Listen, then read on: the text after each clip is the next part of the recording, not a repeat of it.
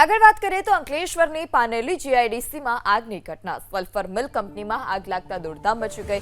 આગને કારણે જોવા મળ્યા ધુમાડાના ગોટેગોટા. આગ પર કાબુ મેળવવા ફાયર વિભાગના પ્રયાસો.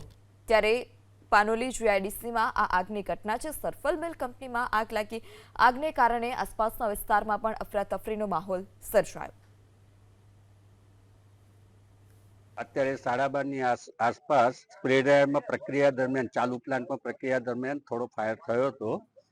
ફાયરમાં કોઈ કેઝ્યુઅલ્ટી નથી, કોઈ ઇન્જરી નથી અને ફાયર અત્યારે કંટ્રોલમાં આવી ગઈ છે. 90% કંટ્રોલમાં છે, 10% હમણાં કંટ્રોલમાં આવી જશે.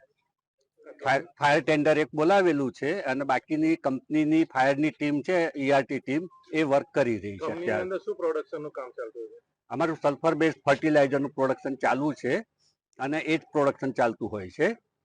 ગામવાળાની ફરિયાદ હતી કે ગેસ લીકેજ થયો છે. ના, ગેસ કોઈ નહીં. ફાયરના હિસાબે જે ગેસ લીક થયો હોય એ જ છે, બાકી કોઈ ગેસ છે જ નહીં મારા ત્યાં.